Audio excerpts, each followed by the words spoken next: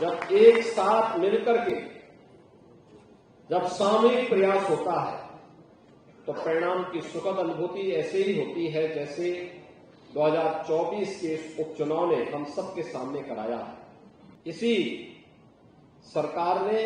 आजमगढ़ और रामपुर को भी आसान करके वहां पर भारतीय जनता पार्टी का झंडा गाड़ने का काम किया।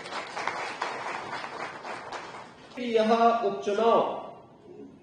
2027 के उत्तर प्रदेश विधानसभा चुनाव की शुरुआत है। पहले ही विपक्ष के मन में भय पैदा कर दिया है। उत्तर प्रदेश के अंदर उपचुनाव में 9 सीटों पर ये उपचुनाव हुए थे और लोग अपनी अपनी बातें वहां पर कहते थे। संगठन के साथ और मंत्रिमंडल के साथ जब हम लोगों की पहली बैठक हुई थी तब तक प्रत्याशी नहीं तय हुई थी, लेकिन हम लोगों ने मानकर के तय किया था कि हम लोग हर हाल में 7 सीट बीजेपी और एनडीए मिलकर के जीते, इसकी एक रणनीति हमारी तैयार होनी चाहिए। और जिस तत्परता के साथ मैं देखता था कि माननीय धर्मपाल जी एक एक सीट की मॉनिटरिंग कर रहे हैं, एक एक सीट पर वह संगठनात्मक कार्यक्रमों की रणनीति भी बना रहे हैं। जिन मंत्रियों को और जिन पदाधिकारियों को जिन सीट्स पर जिम्मेदारी दी गई थी, ऐसे लगता था जैसे उनका स्वयं का अपने घर का कार्य हो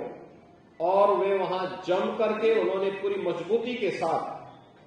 उन प्रत्याशियों को विजयी बनाने के लिए अपनी पूरी ताकत लगाई। और परिणाम जब एक साथ मिलकर के जब सामूहिक प्रयास होता है तो परिणाम की सुखद अनुभूति ऐसे ही होती है जैसे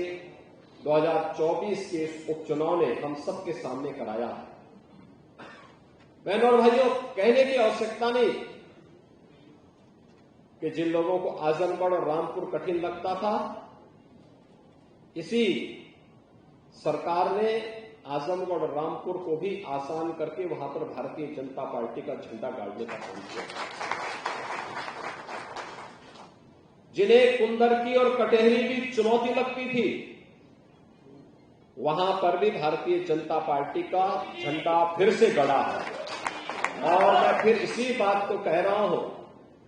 कि चाहे वह मीरापुर हो, चाहे वह गाजियाबाद हो, चाहे वह खैर हो, चाहे वह कुंदरकी हो, चाहे वह कटहरी हो, चाहे वह फूलपुर हो, चाहे वह मझवा हो, ये सभी सीटें लोग अपना अपना विश्लेषण प्रस्तुत करते थे, लेकिन उन सब से अलग हट करके एक एक कार्यकर्ता की मेहनत, एक एक जो पदाधिकारी और मंत्रीगण वहां लगाए गए थे, उनकी प्रयास, उनके स्तर पर बैठ करके उन्होंने जो रणनीति वहां पर तय की, वह हम सबके सामने इस रूप में आई है। और मैं जब हमारे साथ नए विधायक एनडीए को यहां प्राप्त हुए हैं, उन सबसे भी यही कहूंगा, जनता की अपेक्षा और बेहतर तालमेल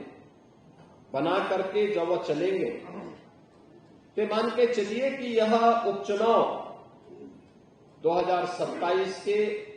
उत्तर प्रदेश विधानसभा चुनाव की शुरुआत है, जिसमें भारतीय जनता पार्टी एनडीए ने बढ़त प्राप्त करके पहले ही विपक्ष के मन में भय पैदा कर दिया है। अब वो सफाई देते रहेंगे, उनको सफाई देते रहना है, आरोप प्रत्यारोप लगाते रहेंगे। हमें उसकी परवाह के बगैर आगे बढ़ना है, आगे की इस लड़ाई को मजबूती के साथ आगे बढ़ाना है।